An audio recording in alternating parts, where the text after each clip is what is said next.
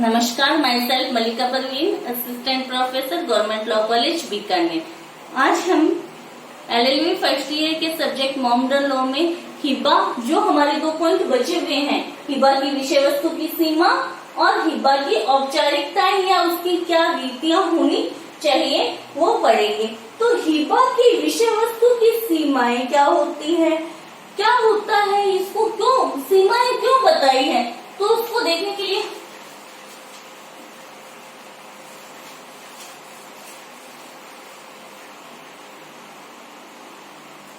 कि मुस्लिम विधि में संपत्ति को 2 भागों में बांटा गया है।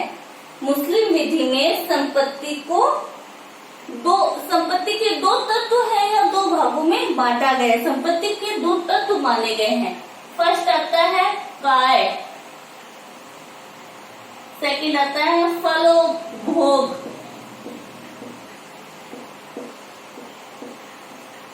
फलोभोग, ठीक है। काय को बोलते हैं कॉर्पस और इसको बोलते हैं यूस्फेक्टेक्स, ठीक है। तो इसमें काय क्या होता है? संपत्ति का वो भौतिक भाग, संपत्ति का वो भौतिक भाग जिस पर स्वामित्व स्थापित किया जा सकता हो, जिस पर संपत्ति का वो भौतिक भाग है। जैसे ये लैंड है, मान लो ये बीकानेर में स्थित है, तो बीकानेर में स्थित एक का स्वामित्व है अभी। अगर वो इस लैंड का कब्जा बी को देता है, यानी इसका टाइटल, स्वामित्व, जो भी कुछ है, वो अगर बी को हिबा करता है, ठीक है, तो वो क्या कहलाएगा? वो कहलाएगा हिबा। इसको बोलते हैं एन, बोलते हैं एन का दान। काय को एन भी बोलते हैं, ठीक है, एन, ठीक है।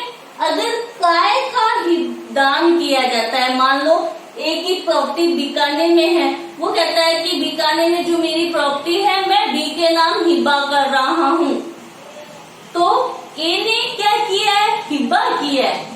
और अगर ए ये कहता है कि बीकानेर में मेरी जो प्रॉपर्टी है उसका यूज करने, उसका फलोपभोग यानी उसका यूज करने का राइट आजीवन या कुछ समय के लिए या आजीवन, जब तक बी जीवित रहेगा तब तक मैं बी के पक्ष में दान करता हूं, तो ऐसा दान क्या कहलाएगा? अरिया कहलाएगा, ठीक है, अरिया। ये तो क्या कहलाया? हिबा। अगर वो काय का अंतरण करता है बी के पक्ष, ए अगर काय का अंतरण करता है बी के पक्ष में, वो कहलाता है हिबा। और अगर ए प्रॉपर्टी से होने वाले फायदों का अंतरण बी के पक्ष में करता है तो वो कहलाता है अरिया। वो हिबा नहीं कहलाता। क्यों नहीं कहलाता? कि प्रॉपर्टी का टाइटल, स्वामित्व उसके पास, अदाता के पास नहीं जा रहा, संपूर्ण स्वामित्व बी के पास नहीं जा रहा, सिर्फ आजीवन टाइम बता दिया, शर्त लगा दी कि आप आज जब तक जीवित हो तब तक इस प्रॉपर्टी से फलोपभोग करो या उससे होने वाली आय या उससे होने वाले फायदों का आप यूज करो, ठीक है। तो ये होता है, ये संपत्ति की, मुस्लिम विधि में संपत्ति को 2 तत्वों में बांटा गया है, काय और फलोपभोग। अगर कोई व्यक्ति, मुसलमान व्यक्ति अपनी प्रॉपर्टी का हिबा करता है तो वो काय का अंतरण करता है। अगर वो काय का अंतरण कर, ये कहता है बीकानेर वाली प्रॉपर्टी मैं बी को देना चाह रहा हूं, और अगर उसने कोई शर्त लगा दी कि आप 10 वर्ष तक इस प्रॉपर्टी को ले लो, या ये कोई घटना घटेगी तब आपके, तो ऐसा हिबा मान्य नहीं होता है। काय का जो दान किया जाता है, जो हिबा किया जाता है, बिना विनिमय, बिना शर्त, बिना एवज, संपत्ति का तुरंत कब्जा दिया जाना आवश्यक है, ठीक है। और जबकि फलोपभोग में वो शर्त भी लगा सकता है, आजीवन दान देता है, स्वामित्व अंतरण नहीं कर रहा। ये अगर बी को ये कह देता है कि बीकानेर वाली प्रॉपर्टी से जो भी लाभ हो रहा है वो आप बी आजीवन यूज करें, तो मालिक कौन रहा है उस प्रॉपर्टी का? ए रहा, बी थोड़ी रहा। तो ये ऐसा विषय वस्तु, संपत्ति की विषय वस्तु को दो तत्वों में बांटा गया है। अब हिबा की विषय वस्तु क्या हो सकती है? जैसे कि मैंने पहले बताया, मूर्त भी हो सकती है जो देख सकते, अमूर्त भी हो सकती है जिसको नहीं देखा, जंगम भी हो, मूवेबल प्रॉपर्टी हुई हो सकती है, इमूवेबल प्रॉपर्टी भी हो सकती है। तो कोई भी चीज जिस पर स्वामित्व स्थापित किया जा सकता है वो हिबा की विषय वस्तु हो सकती है। ये इसकी सीमाएं हैं कि अगर कोई व्यक्ति सिर्फ फलोपभोग का दान करता है तो वो हिबा नहीं कर रहा, वो अरिया कर रहा है। क्या कर रहा है? अरिया। हिबा नहीं कर रहा अगर फलोपभोग का अंतरण कर रहा है, ठीक है। एक इसमें आता है, आगे इसी में यही बता देती हूँ कि अगर ए ने बी के पक्ष में अरिया किया, फलोपभोग का अंतरण किया, सिर्फ और सिर्फ क्या है? फलोपभोग का अंतरण किया है, उसको हिबा नहीं किया है, तो केस लो है नवाब अमजद अली खां वर्सेस अशरफ खां। नवाब अमजद अली खां वर्सेस नवाब अशरफ खां के वाद में सुप्रीम कोर्ट ने कहा कि अगर कोई व्यक्ति किसी अन्य व्यक्ति के पक्ष में संपत्ति का अरिया करता है, यहाँ पर संपत्ति का अंतरण करता है यानी हिबा करता है, फर्स्ट ईयर अमजद अली खान ने, कि अगर बी के पक्ष में हिबा किया ए ने, तो वो अपने लिए फलोपभोग आरक्षित रख सकता है कि ये जब तक जीवित रहेगा बीकानेर में जो स्थित प्रॉपर्टी है उससे होने वाले लाभों को कौन उपभोग करेगा? ए करेगा। तो यानी दो अलग अलग पार्ट में प्रॉपर्टी का अंतरण हिबा किया जा सकता है। अगर भौतिक का किया है तो वो हिबा है, और अगर सिर्फ फलोपभोग है तो वो अरिया है। और अगर ए बी के पक्ष में हिबा कर देता है तो भी वो उस प्रॉपर्टी से फलोपभोग यानी अरिया को अपने लिए आरक्षित रख सकता है। कौन सा केस है? नवाब अमजद अली खां, नवाब अमजद अली खां वर्सेस अशरफ खां के बाद में अमजद खान है तो वो हिबा कर रहा है लेकिन फलोपभोग को अपने पास आरक्षित रख सकता है, ठीक है। फिर एक केस आता है नवाजिश अली खां, नवाजिश अली खां वर्सेस अली रजा खां, अली रजा खां के बाद में इस बात को थोड़ा सा आराम से समझना क्या हो रहा है कि नवाजिश अली खां वर्सेस अली रजा खां के बाद में सुप्रीम कोर्ट ने कहा कि अगर ए बी के पक्ष में क्या कर रहा है? फलोपभोग का अंतरण कर रहा है यानी अरिया कर रहा है, ए बी को अरिया दे रहा है, कहता है कि मेरे बीकानेर से होने वाली प्रॉपर्टी क्या है, आप जब तक आजीवन यूज करना, ठीक है, आजीवन उपभोग करना। दो व्यक्ति या तीन व्यक्तियों को भी तो दे सकता है, सी को दे दी, डी को दे दी, तीन व्यक्तियों को उसने संयुक्त रूप से दे दी, ठीक है। हिबा संयुक्त रूप से नहीं किया जा सकता, लेकिन अरिया है वो संयुक्त रूप से किया जा सकता है। मान लो ए ने बी सी डी को अरिया किया, फलोपभोग का अंतरण किया, फलोपभोग का अंतरण किया तो उसमें शर्त ये लगा दी कि जो लास्ट में उत्तरजीवी बचेगा यानी बी या सी के में से किसी भी तीनों में से कोई भी एक जो अंत में बचता है, दो की मृत्यु होने के बाद में जो लास्ट में बचेगा वो उत्तराधिकारी अपॉइंट कर सकता है, अपना उत्तराधिकारी नियुक्त कर सकता है। तो सुप्रीम कोर्ट ने कहा ऐसा हिब्बा मान्य नहीं, ऐसा अरिया मान्य नहीं है।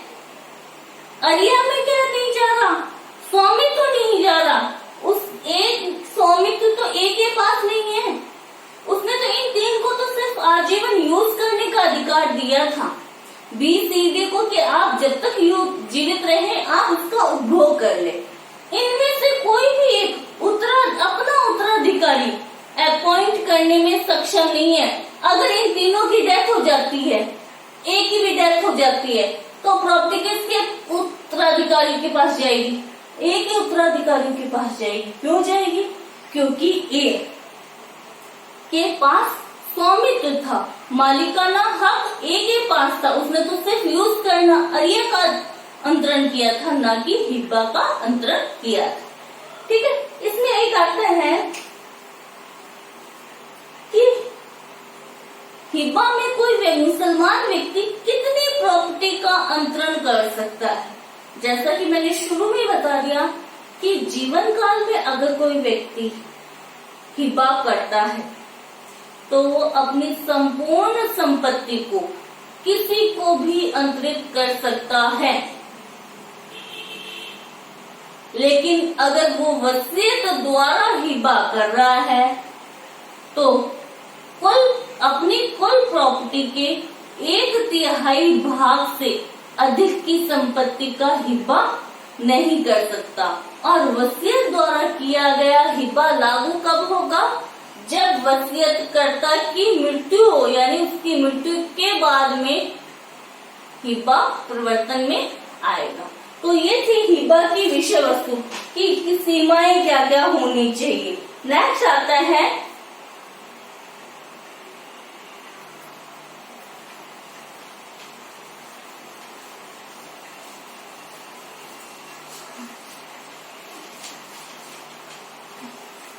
कि हिब्बा की औपचारिकताएं क्या होनी चाहिए। तो फर्स्ट आता है इजब, ठीक है। सेकंड आता है कबूल, थर्ड आता है कब्जा,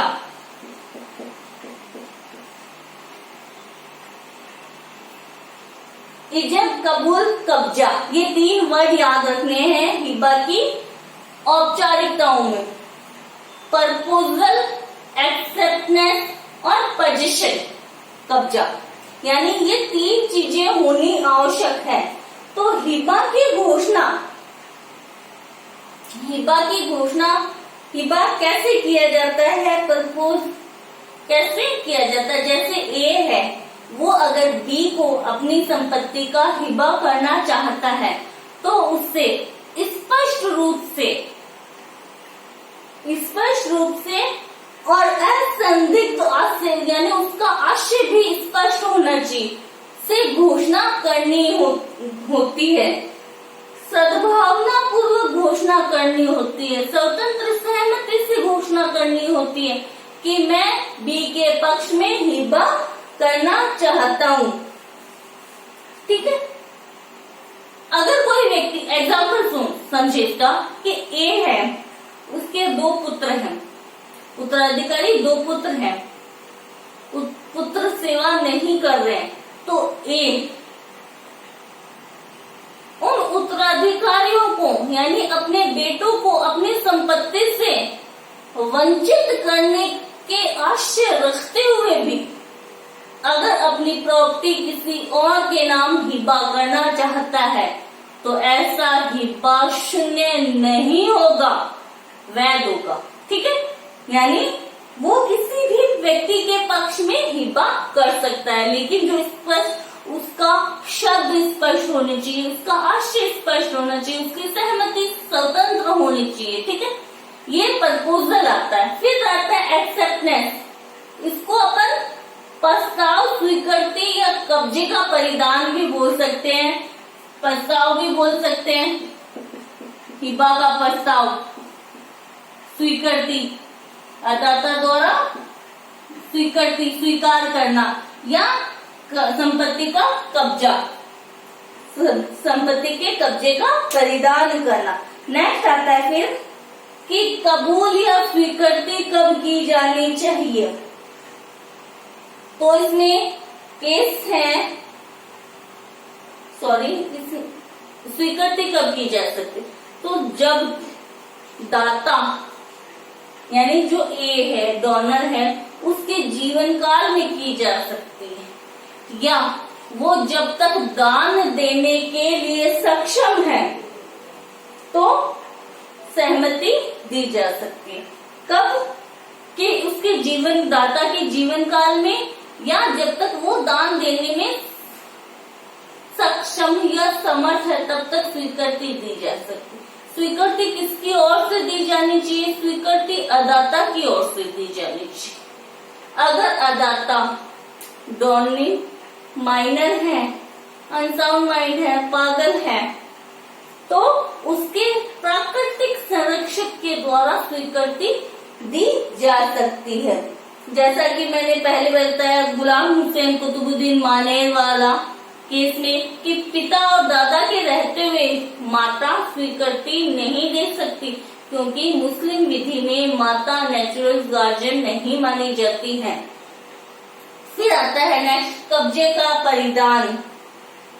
कब्जे का परिधान यानी तुरंत कब्जा दिया जाना आवश्यक है, तभी हिब्बा पूर्ण होगा। दाता ने कहा आप हिब्बा कर रहा हूं आपके पक्ष में, अदाता स्वीकार कर लेता, लेकिन अगर कब्जे का परिधान नहीं किया गया तुरंत कि 10 दिन बाद में मैं आपका इसको कब्जा करा दूंगा, आपको पोजीशन दे दूंगा, तो ऐसा हिब्बा मान्य नहीं होता जब तक कि कब्जे का परिधान नहीं कर दिया जाता।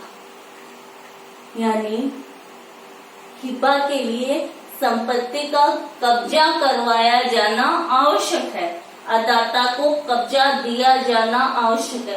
कब्जा कौन सी प्रॉपर्टी का दिया जा सकता है, जो अस्तित्व में है उसी का कब्जा दिया जा सकता है। अगर कोई प्रॉपर्टी भविष्य में आएगी, अस्तित्व में आएगी, तो उसका तो कब्जा दिया जाना संभव नहीं है। तो जो अस्तित्व में है, जिसका तुरंत कब्जा कराया जा सकता है अदाता के पक्ष में, उसे संपत्ति कब्जा देने पर ही हिब्बा पूर्ण होता है। अन्यथा जब तक कब्जा नहीं दिया जाता है हिब्बा पूर्ण नहीं होता है। अगर एक इसमें एग्जांपल आता है, एग्जांपल क्या क्वेश्चन आ जाता है कि ए मालिक है, लेकिन उसने ए ने अपनी प्रॉपर्टी किसी के बी के पास मॉर्गेज कर रखी है, और ए क्या करना चाह रहा है, सी को वो प्रॉपर्टी हिब्बा करना चाह रहा है, तो उसके विरुद्ध कब्जे, अन्य व्यक्ति के पास कब्जे में है प्रॉपर्टी, तो वो फिर अब कब्जे का परिधान कैसे करेगा, ए सी के पक्ष में। तो सी को हिब्बा करने के लिए ए क्या है, उस पर अपना कब्जा करने या सी का कब्जा करवाने के लिए जो भी आवश्यक कार्रवाई है वो अगर वो पूर्ण कर चुका है तो सी के पक्ष में हिब्बा करवाया जा सकता है।